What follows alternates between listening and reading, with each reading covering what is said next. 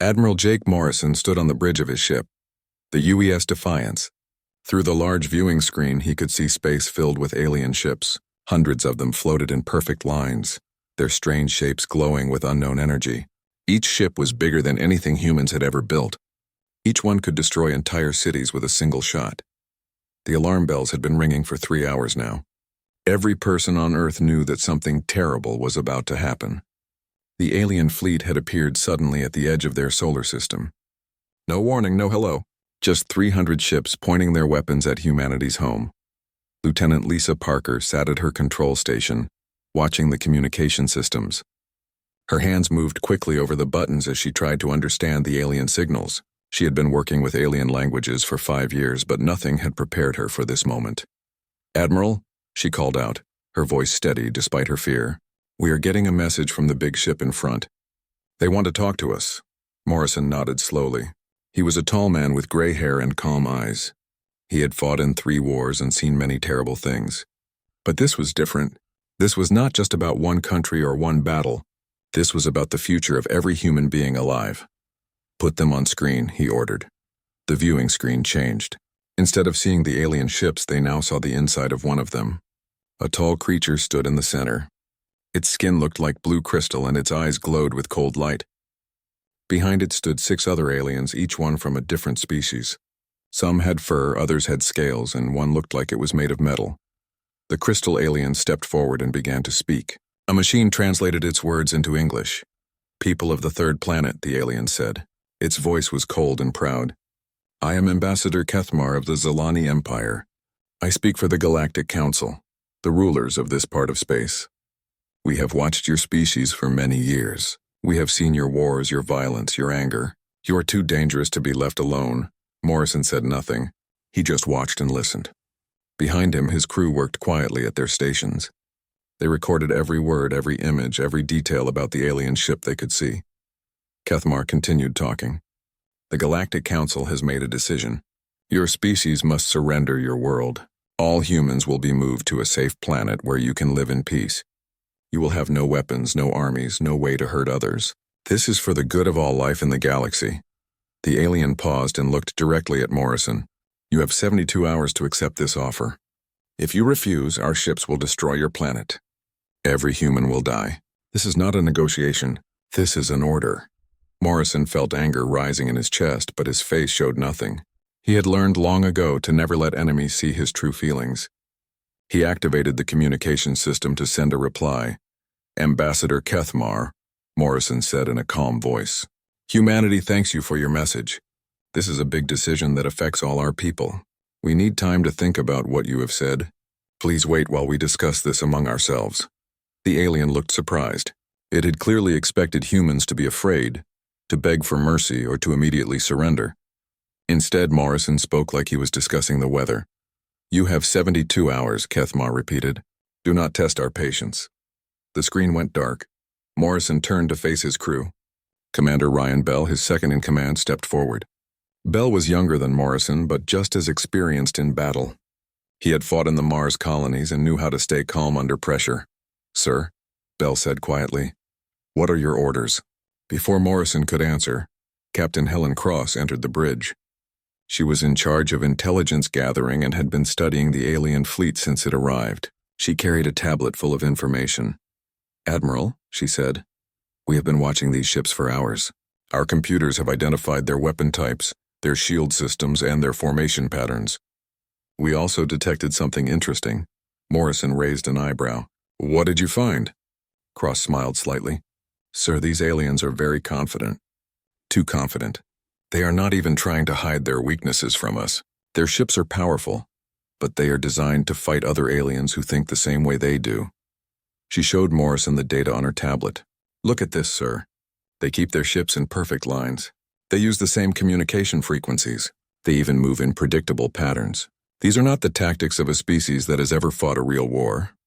Morrison studied the information carefully. For the first time since the aliens arrived, he began to smile. It was not a happy smile. It was the cold smile of a predator who had just found prey. "Captain Cross," he said, "send a message to Fleet Command. Tell them to activate Protocol 7. It is time to show our guests what humans have been preparing for." Cross nodded and hurried away to send the message. Morrison looked back at the viewing screen, which now showed the alien fleet waiting patiently in space. They thought they were dealing with a primitive species that would be easy to defeat or frighten into surrender. They were about to learn how wrong they were. Lieutenant Parker looked up from her station. "Admiral, we are getting calls from every government on Earth. They all want to know what we are going to do." Morrison walked to the center of the bridge and looked out at the alien ships. Somewhere on Earth, in secret bunkers and hidden facilities, plans that had been 50 years in the making were now being put into action. Weapons that the aliens could not imagine were being prepared. Strategies developed from humanity's long history of warfare were being implemented. "Tell them," Morrison said softly, "that humanity is about to give the Galactic Council an answer they will never forget." The bridge was quiet, except for the soft sounds of computers and communication equipment. Every person there knew that the next 72 hours would decide the fate of their species. They would either become slaves on some distant world, or they would show the galaxy why humans had survived every challenge their dangerous planet had thrown at them. Morrison continued to smile as he watched the alien fleet. They had made one critical mistake. They thought that being peaceful meant being weak. They were about to discover that there was a very big difference between choosing peace and being unable to fight. The countdown had begun. Deep inside a mountain in Switzerland, President Catherine Walsh walked through corridors that most people did not know existed. The underground facility was huge, carved out of solid rock over many decades. It housed the most secret military equipment that humanity had ever built. Today, it would become the center of Earth's response to the alien threat. The war room was buzzing with activity. Hundreds of people worked at computer stations, analyzing data and preparing battle plans. Giant screens showed the positions of every alien ship, while other displays tracked human forces around the solar system. President Walsh had been in this room many times before, but never for something this important. General Paul Wright approached her with urgent news. He was a big man with short gray hair and serious eyes. He had spent his entire career preparing for the day when humanity might face an alien invasion. That day had finally come. "Madam President," Wright said, "our science teams have finished studying the alien fleet. The results are very interesting." Dr. Amanda Foster stepped forward carrying a thick folder of research. She was young for such an important job, but she was the smartest person anyone knew when it came to understanding alien technology. She had been studying captured alien artifacts for years, preparing for exactly this moment. "Ma'am," Dr. Foster began, "these alien species are not as advanced as they want us to think. Yes, their technology is impressive, but it has serious weaknesses. All of their ships use the same type of computer systems. They all communicate using the same frequencies. Most importantly, they all come from planets that are much safer than Earth." President Walsh sat down at the main conference table. Around her, the most important military leaders on Earth waited for her orders. Each one represented a different part of humanity's secret defense plans. "Doctor," the president said, "explain what you mean about their planets being safer." Dr. Foster pulled up images on the large screen. They showed peaceful worlds with calm weather, low radiation and stable gravity. "Ma'am, these aliens evolved on easy worlds. They never had to deal with ice ages, asteroid impacts, volcanic explosions, or dangerous radiation. They never had to fight for survival the way humans did." General Wright nodded in agreement. "This explains their military tactics, Madam President. They have conquered 43 other species, but every single one of those species was peaceful. The aliens have never fought anyone who actually knew how to fight back." Colonel Steve Barnes entered the room carrying fresh intelligence reports. He was in charge of special operations and had been running secret missions for 20 years. His job was to gather information that regular spies could not get. "President Walsh," Barnes said, "our stealth drones have been studying the alien ships for the past 6 hours. Their security is terrible. They are so confident that they are not even watching for attacks. We could sneak onto their ships without them noticing." The president looked around the room at all the serious faces. These people had spent decades preparing for this moment. While the rest of humanity lived normal lives, these men and women had been building weapons and making plans for a war that might never come. Now that war was here. "General Wright," she said, "show me what we have been building." Wright activated a series of displays that showed the true extent of Earth's defenses. What the aliens saw when they looked at humanity was just the surface. They saw basic rockets, simple weapons and primitive space stations. They had no idea what was really hidden throughout the solar system. "Ma'am," Wright explained, "for 50 years we have been preparing for exactly this situation. Every science fiction movie, every book about alien invasion, every war game we have played has taught us something. We have taken all of that knowledge and built a defense system that no alien species has ever seen before." Captain Diana Lewis stood up to present her part of the plan. She was in charge of the space forces that the aliens did not know about. "Madam President, we have been disguising our real military ships as civilian vessels for decades. What looks like cargo ships and mining equipment are actually our most powerful weapons." Commander Tony Garcia added his report. "Ma'am, our bases on Mars and the Moon are fully operational. The aliens think those are just small research stations. They have no idea that we have been building weapons factories there for 30 years. Dr. Susan Clark, who led the secret weapons development program, smiled as she spoke. "President Walsh, our scientists have created things that should be impossible. We have taken human creativity and combined it with captured alien technology. The results are weapons that even we did not think we could build." The president stood up and walked to the main viewing screen. It showed the alien fleet waiting patiently outside Earth's atmosphere. They looked so confident, so sure that humans would surrender without a fight. They had no idea what they were really facing. "Ladies and gentlemen," President Walsh said, "these aliens made a critical mistake. They studied our history and saw all of our wars. They saw humans fighting other humans for thousands of years. They decided that this made us too violent to be allowed our freedom." She turned to face the room full of military leaders. "What they failed to understand is that all of those wars taught us something very important. We learned how to fight against enemies who are stronger than us. We learned how to win battles when we are outnumbered. Most importantly, we learned that the side with the best technology does not always win." General Wright nodded. "Ma'am, these aliens have been conquering peaceful species for centuries. They show up with superior numbers and advanced weapons, and their enemies surrender immediately. They have never had to develop real battle tactics because they have never needed them." Dr. Foster added, "Their computer systems are designed for efficiency, not security. Their weapons are built for overwhelming firepower, not precision. Their ships are made to look impressive, not to survive real combat." President Walsh walked back to her chair and sat down. Around her, the most powerful military force in human history waited for her command. Ships that the aliens could not detect were moving into position. Weapons that should not exist were being powered up. Soldiers who had trained their entire lives for this moment were preparing for battle. "Colonel Barnes," she said, "how long do we have before they expect our answer?" Barnes checked his watch. "Ma'am, 65 hours and 37 minutes. The president smiled. It was the same cold smile that Admiral Morrison had shown on his ship. "Then we have plenty of time to get ready. Send word to all of our forces. Operation Thunderstrike is now active." Around the room, people began moving with purpose. Phone calls were made to secret bases around the world. Hidden weapons were brought online. Ships disguised as civilian craft began moving into attack positions. The aliens thought they were giving humanity time to accept defeat. Instead, they had given Earth's defenders time to prepare the biggest surprise in galactic history. President Walsh looked at the alien fleet one more time. Soon, they would learn why Earth was the only planet in the galaxy where every species had learned to fear the creatures that walked on two legs. 71 hours had passed since the aliens gave their ultimatum. Admiral Morrison stood on the bridge of the UES Defiance, preparing to give humanity's answer. Behind him stood representatives from every major nation on Earth. Each person wore the calm expression of someone who knew something that their enemies did not. The communication channel opened, and Ambassador Kethamar appeared on screen. The alien leader looked exactly as arrogant as before.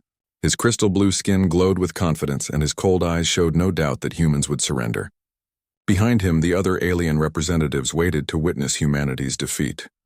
"People of Earth," Kethamar said in his translated voice, "your time is finished. Have you made the wise choice to surrender, or must we demonstrate the power of the Galactic Council?" Morrison stepped forward. His uniform was perfectly pressed, his face calm and serious. Next to him stood Captain Diana Lewis from the United Nations Space Command and Commander Tony Garcia from the Mars Defense Grid. All three humans looked completely unafraid. "Ambassador Kethamar," Morrison began in a steady voice, "humanity has carefully considered your offer. We have discussed it with our leaders, our scientists, and our military commanders. After much thought, we must respectfully decline. The alien's expression changed slightly. He had clearly expected immediate surrender, not polite refusal. You refuse our generous offer? Do you not understand what this means? Our fleet can destroy your entire world. We have conquered 43 species. None have ever successfully resisted us. Captain Lewis stepped forward. She was a small woman with dark hair and intelligent eyes. She had spent years studying alien battle tactics and knew their weaknesses better than anyone. With respect, Ambassador, that is exactly the problem with your approach. She gestured to a data pad in her hands. Your fleet represents the combined military might of 7 different species. You have used the same strategy 43 times against 43 different civilizations. You arrive with overwhelming force, make threats, and wait for surrender. Commander Garcia joined the conversation. He was a tough man who had grown up in the asteroid mining colonies where life was hard and dangerous. The species you conquered were peaceful people who had never known real war. They surrendered because fighting seemed hopeless and cruel. Morrison nodded. But you made a critical error in your research about humanity, Ambassador. You studied our history and saw thousands of years of warfare. You concluded that this made us too violent to be trusted with freedom. Dr. Susan Clark appeared on screen next to Morrison. She was carrying a small device that hummed with barely contained energy. As the head of the secret weapons program, she knew exactly how much firepower humanity had hidden throughout the solar system. What you failed to understand, Dr. Clark continued, is that all of those wars taught us something very valuable. We learned how to fight against enemies who are bigger than us, stronger than us, and more advanced than us. We learned that the side with the best weapons does not always win. Ambassador Kethmar was beginning to look less confident. The other alien representatives behind him were whispering among themselves in their various languages. They had expected tears, begging, and immediate surrender. Instead, they were getting a calm lecture on military history. Morrison activated another communication channel. Ambassador, I would like you to meet some other people. This is Dr. Peter Johnson, our chief physicist. Dr. Johnson appeared on screen. He was an elderly man with white hair and kind eyes, but he carried himself with the confidence of someone who had created terrible weapons. Hello, Ambassador. I wanted to show you something interesting. He held up the small humming device that Dr. Clark had been carrying. This little machine creates what we call a quantum disruption field. It interferes with the quantum entanglement networks that your ships use for communication and navigation. The alien's eyes widened slightly.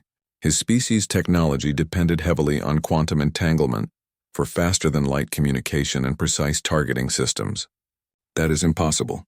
No species has ever developed such technology. Dr. Johnson smiled. Oh, but we have, Ambassador. You see, while your people spent the last 1,000 years conquering peaceful worlds, humanity spent that time doing something different. We spent it weaponizing everything we could think of. Morrison gestured to someone else off-screen. Ambassador, let me introduce Colonel Mary Johnson, our Special Forces commander. Colonel Johnson appeared. She was a tough woman with scars on her face from years of dangerous missions.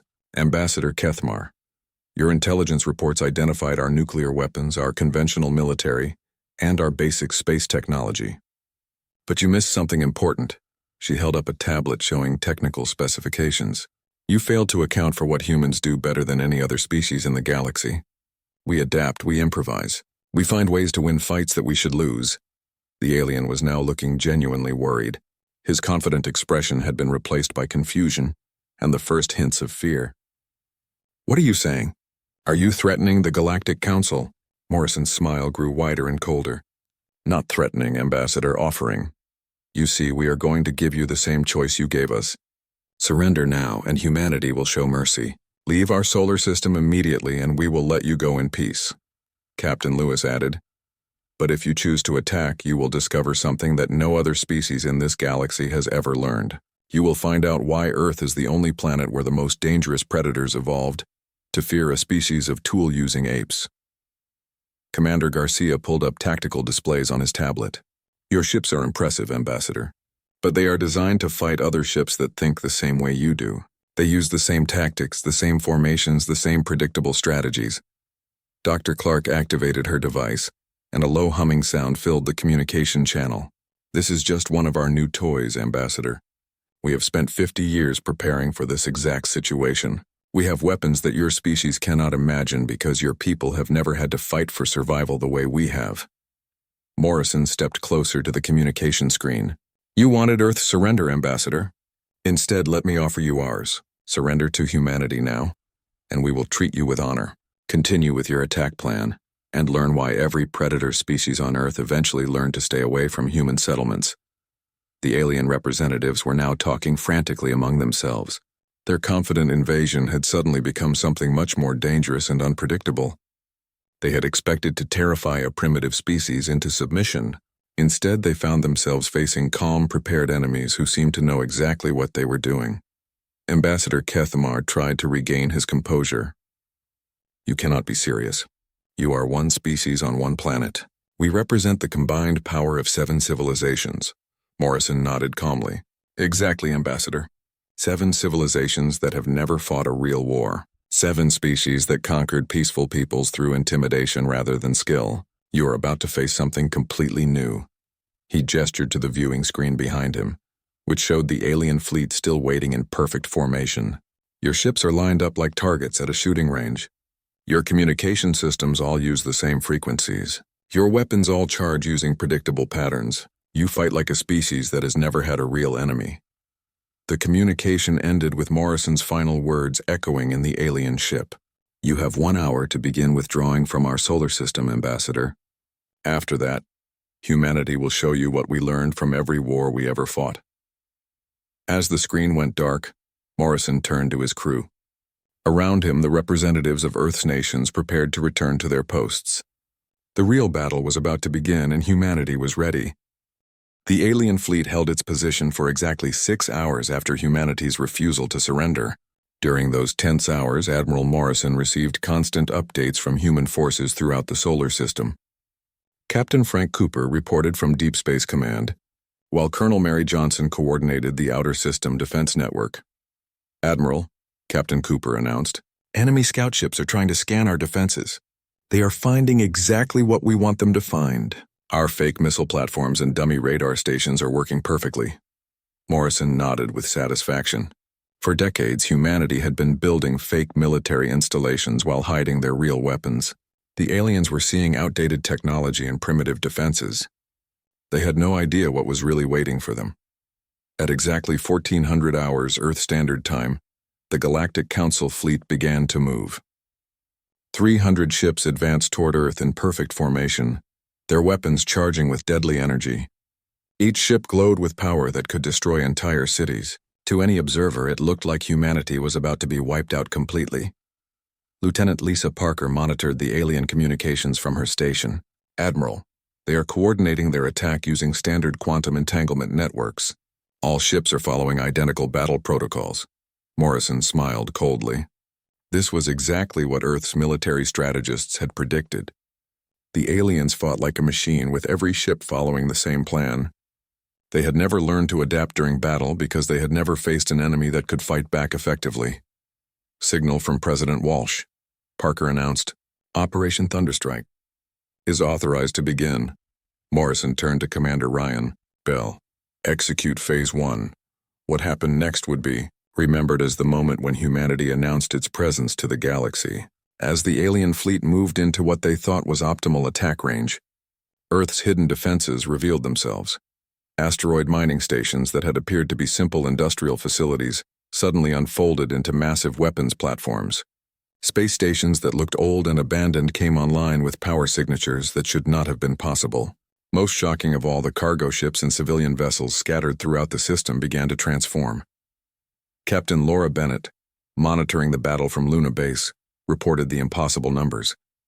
Admiral Morrison, all hidden units are now active. We have 247 combat vessels engaging the enemy fleet. The alien ships suddenly found themselves surrounded by enemies that had appeared from nowhere. What they had thought was empty. Space was actually filled with human weapons that had been waiting patiently for this moment.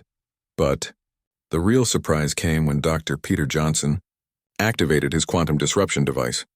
The small machine sent out invisible waves of energy that interfered with the alien computer systems. Across the entire enemy fleet, navigation systems failed, communications went silent, and weapon targeting arrays began displaying random information. Ambassador Kethmar's voice came through on the emergency communication channel, filled with panic and confusion. "What have you done?" "Our systems are failing." "How is this possible?" Ships that had maintained perfect formation for thousands of years suddenly found themselves flying blind. Without their computer assistance, the alien pilots had to rely on manual controls that they barely knew how to use. Many ships began drifting out of formation or colliding with each other. Colonel Nick Turner led the first wave of human fighter pilots into battle. His squadron consisted of small, fast ships that the aliens had never seen before. "Admiral, you should see their faces up close. They are trying to fight without computer help, and they are terrible at it." The human fighters moved like angry wasps around the massive alien ships.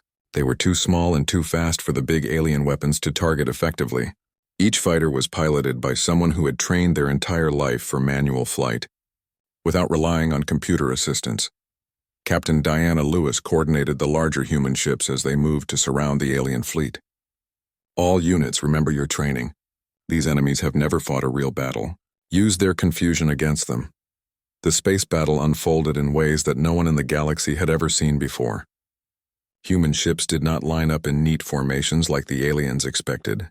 Instead, they attacked from random directions, changed course unpredictably, and used tactics that seemed to make no sense.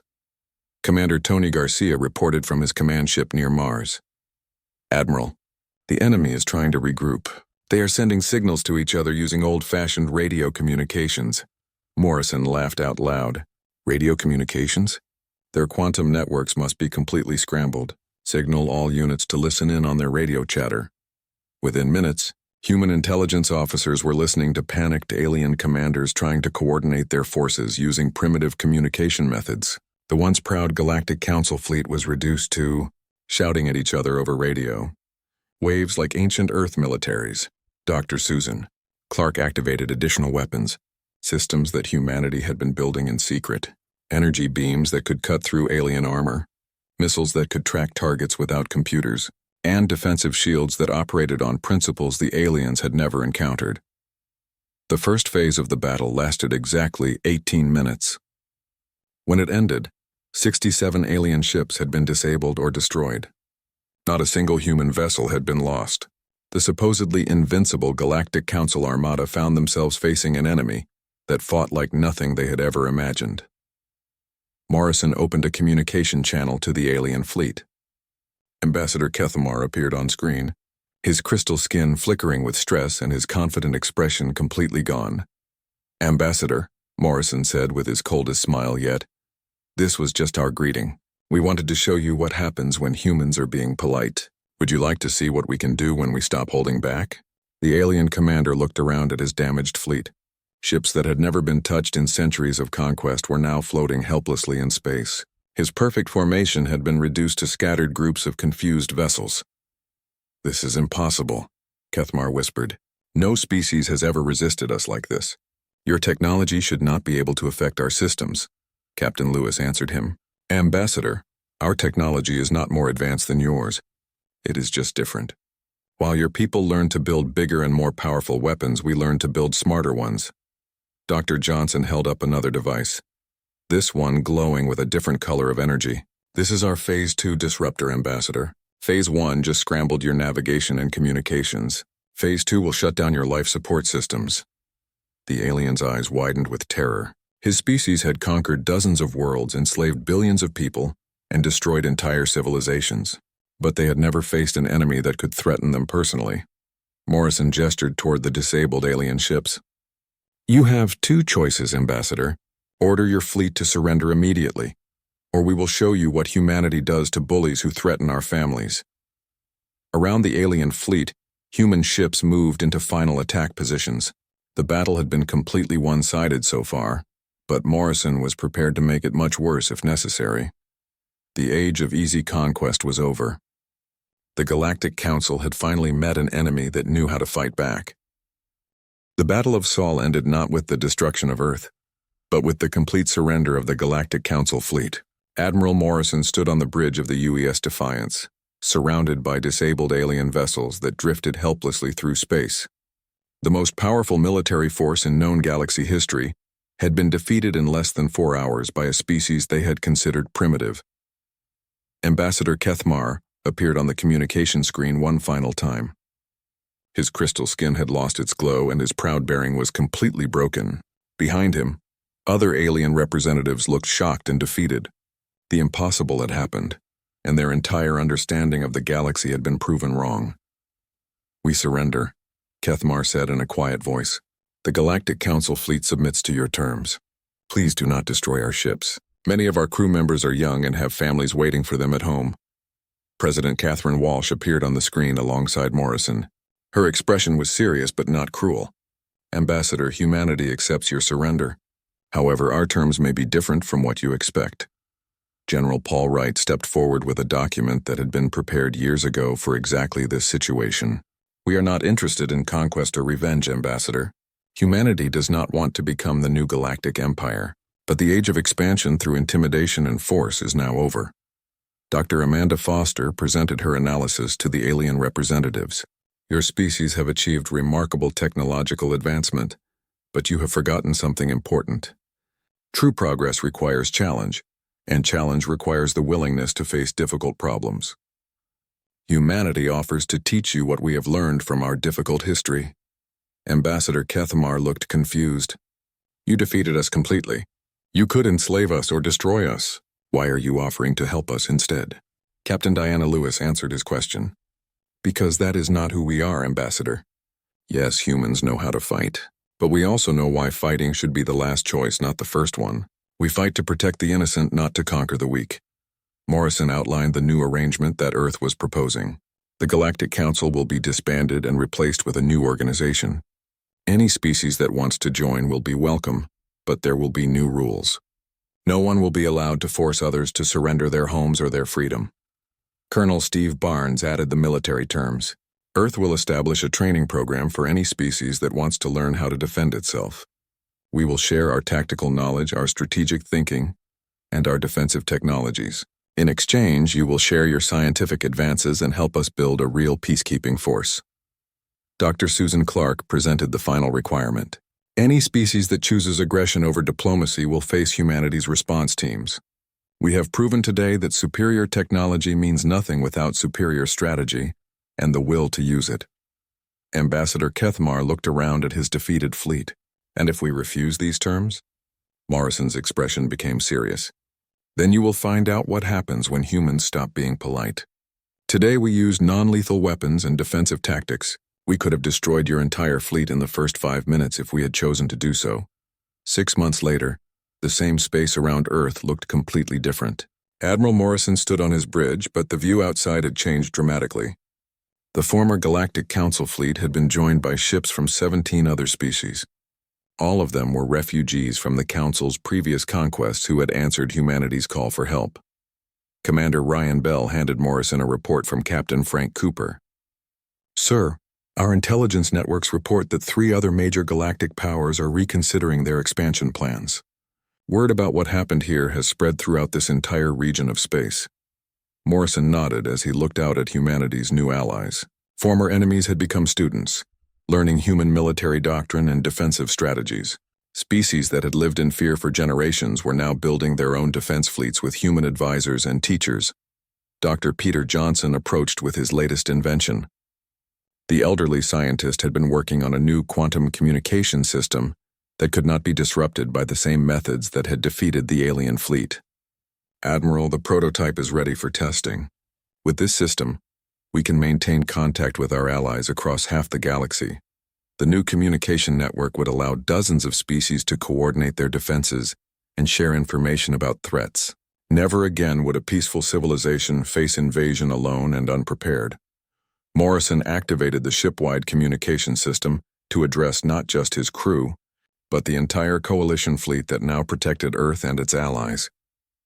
"All ships, this is Admiral Morrison. Today marks the beginning of a new age in galactic history." President Walsh's voice came through from Earth. "Admiral, we are receiving requests from over 30 species asking to join our alliance. It seems that news about Earth's new policy is spreading faster than we expected. The policy was simple but revolutionary. Any species that threatened others would face the combined response of the alliance. Any species that wanted to live in peace would be welcomed and protected.